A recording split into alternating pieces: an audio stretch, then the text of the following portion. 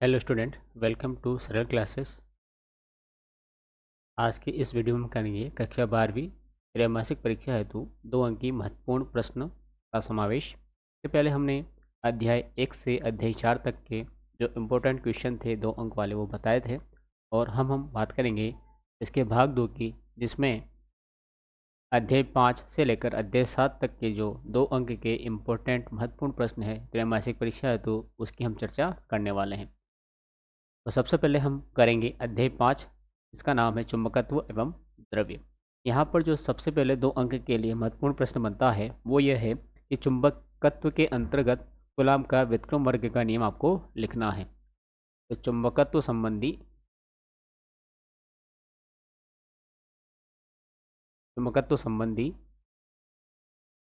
Coulomb का व्युत्क्रम वर्ग का नियम आपको यहाँ पर लिखना है।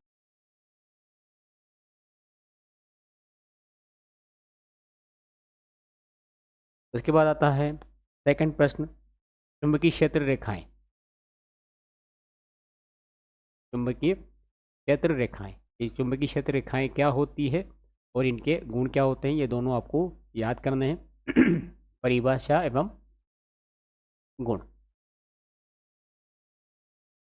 उसके बाद चुंबकीय द्विध्रुव की डेफिनेशन याद करनी है कि चुंबकीय द्विध्रुव होता क्या है और चुंबकीय द्विध्रुव आघूर्ण क्या होता है। और जब चुंबकीय द्विध्रुव आघूर्ण आता है तो आपको इसके साथ साथ, इसकी परिभाषा के साथ साथ, इसका मात्रक एवं विमेय सूत्र भी लर्न करना है। अगला प्रश्न इसमें आता है अनुचुंबकीय पदार्थ।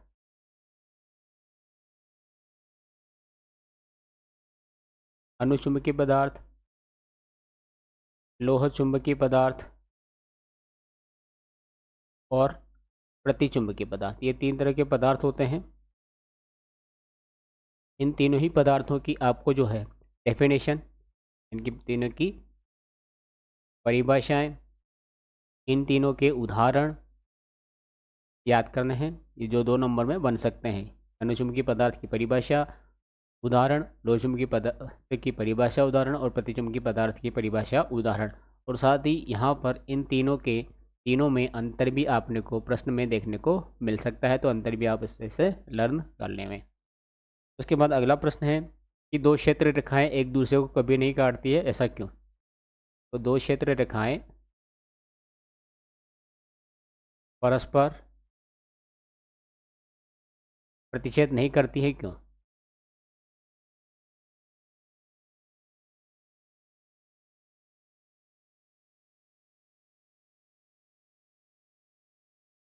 अगला प्रश्न कि चुंबकीय प्रवृत्ति से आप क्या समझते हैं।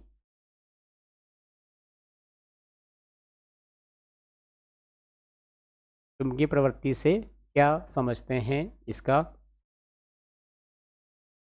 7वां प्रश्न है भू चुंबकीय तत्व कौन कौन से हैं। भू चुंबकीय तत्व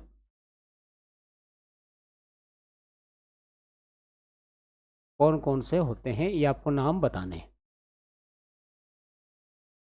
मैं आपको बताता हूँ। भू चुंबकीय तत्व 3 होते हैं। एक होता है नमन का कोण, जिसे नति का कोण भी बोला जाता है। दूसरा होता है दिक्पात का कोण, और तीसरा होता है पृथ्वी के चुंबकीय क्षेत्र की क्षैतिज तीव्रता। उसके बाद हम देखें अगला प्रश्न, जो अंतर है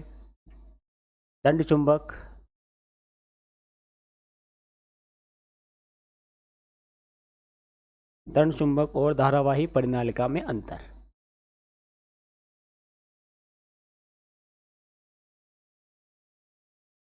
इनमें क्या करना है, आपको अंतर करना है।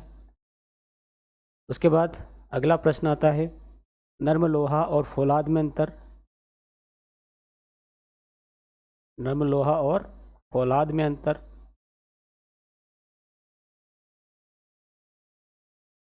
और अंतिम प्रश्न है इस अध्याय का, विद्युत चुंबक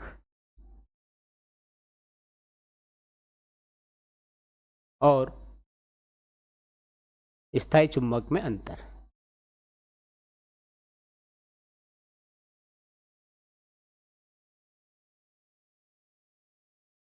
अब ध्यान रहे जो अंतर है वो 2 से अधिक नंबर में भी आ सकता है, तो आप उसके अकॉर्डिंग इनमें अंतर याद करें। चलिए अब हम अगला अध्याय लेते हैं, अध्याय 6, जिसका नाम है विद्युत चुम्बकीय प्रेरण। विद्युत चुम्बकीय प्रेरण में सबसे पहला प्रश्न बनता है कि विद्युत चुम्बकीय प्रेरण किसे कहते हैं। विद्युत चुम्बकीय प्रेरण किसे कहते हैं, इसकी परिभाषा ही पहला प्रश्न बनती है।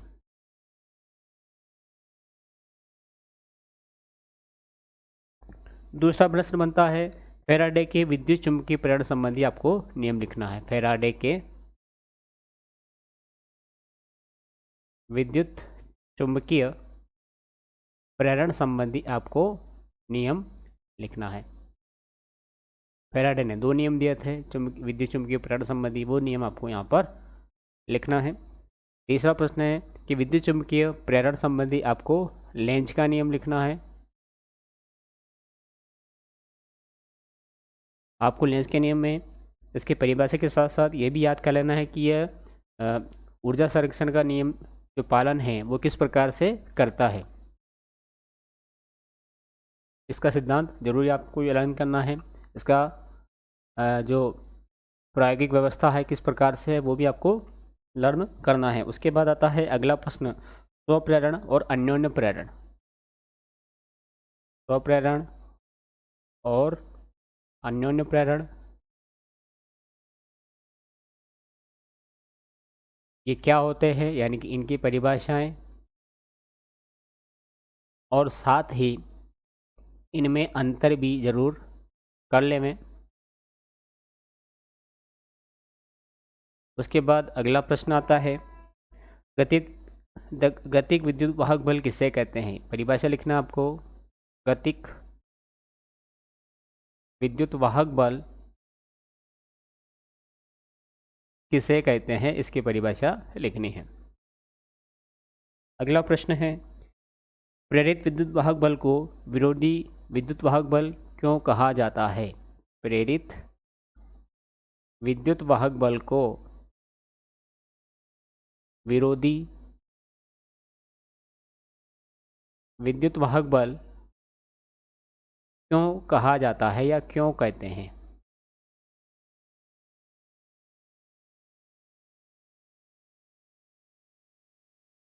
अगला प्रश्न आता है चुंबकीय फ्लक्स, चुंबकीय फ्लक्स ये क्या होता है, यानी कि इसकी परिभाषा आपको करना है। परिभाषा के बाद आता है इसका मात्रक और आता है इसका विमेय सूत्र।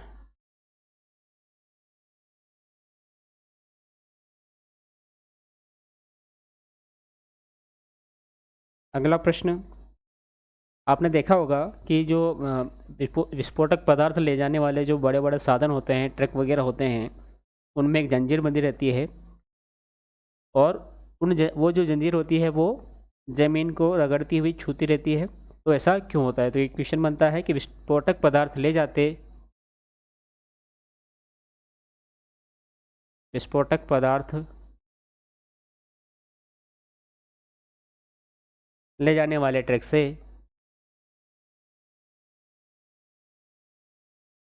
एक जंजीर बंधी रहती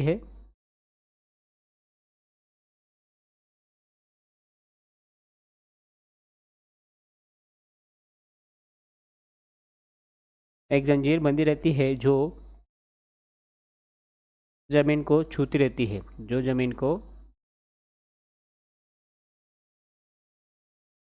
छूती रहती है। क्यों, इसका आपको कारण बताना है।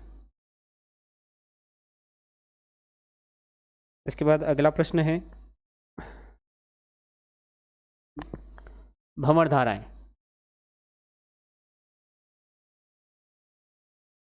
तो भंवर धाराएं क्या होती है, इसकी परिभाषा कर लेना है और साथ ही भंवर धाराओं से होने वाले लाभ और इनसे होने वाली हानियां। अगला प्रश्न है कि प्रत्यावर्ती धारा जनित्र क्या होता है। प्रत्यावर्ती धारा जनित्र क्या होता है, ये आपको दो नंबर के हिसाब से कर देना है। उसके बाद अगला अध्याय साथ प्रत्यावर्ती धारा, अल्टरनेटिंग करंट, जिसको शॉर्ट में एसी बोला जाता है, अल्टरनेटिंग करंट। यहाँ पर पहला प्रश्न बनता है कि जो प्रत्यावर्ती धारा है और जो दिष्ट धारा होती है डीसी, प्रत्यावर्ती धारा जिसको हम एसी बोलते हैं और दिष्ट धारा जिसको डायरेक्ट करंट यानी कि डीसी बोला जाता है, इसमें आपको अंतर कर लेना है। एसी और डीसी में अंतर लिखिए। अगला प्रश्न है कि जो प्रत्यावर्ती धारा होती है उसमें विद्युत अपघटन नहीं होता है, क्यों? एसी धारा में विद्युत अपघटन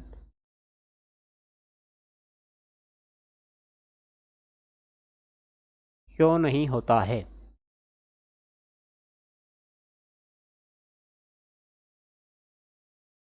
अगला प्रश्न, आपने देखा होगा कि जो हमें लाइट सप्लाई होती है नागरिक विद्युत वितरण से, हमेशा प्रत्यावर्ती धारा होती है, दिष्ट धारा सप्लाई नहीं की जाती है, तो इसका क्या कारण है? तो प्रश्न बनता है कि नागरिक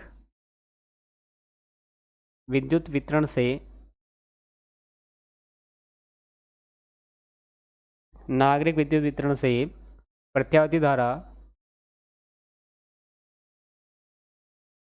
प्रत्यावर्ती धारा दी जाती है, प्रत्यावर्ती धारा दी जाती है, दिष्ट धारा नहीं, क्यों? ये आपको कारण बताना है। उसके बाद आता है प्रश्न कि वर्ग माध्य मूलमान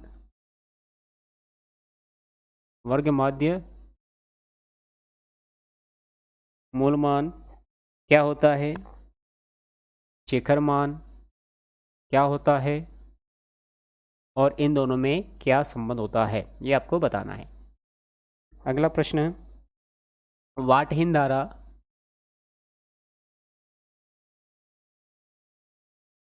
धारा किसे कहते हैं और इसे कैसे प्राप्त करते हैं? वाटहीन धारा किसे कहते हैं और इसे कैसे प्राप्त करते हैं? अगला प्रश्न कि ट्रांसफार्मर क्या होते हैं,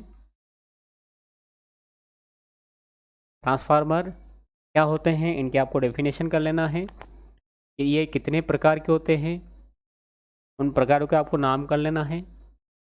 अब ये जो ट्रांसफार्मर का क्वेश्चन है, ये छोटे छोटे टुकड़ों में 2-2 नंबर के लिए बन सकता है और बड़े नंबर में ये 3 से 5 नंबर में भी आ सकता है, जिसके अंतर्गत ट्रांसफार्मर के प्रकार हो सकते हैं, इसकी संरचना हो सकती है, जिसमें इसमें होने वाले ऊर्जा क्षय को आपको बताना पड़ सकता है और ऊर्जा क्षय को कम करने के कारण भी आपको यहाँ पर ज़्यादा नंबर वाले प्रश्न में बताना पड़ सकता है, ऊर्जा क्षय कम करने के कारण या कम करने के उपाय। अगला प्रश्न बनता है, ट्रांसफार्मर के जो क्रोड बनते हैं, तो ट्रांसफार्मर के जो क्रोड बनते हैं वह पटलित बनाए जाते हैं, क्यों? तो ट्रांसफार्मर के क्रोड पटलित क्यों बनाए जाते हैं?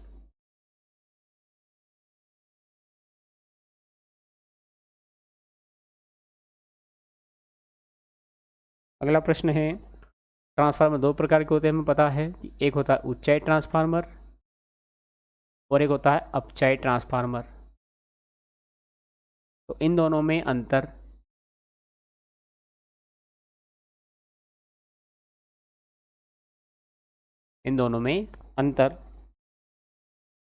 उसके बाद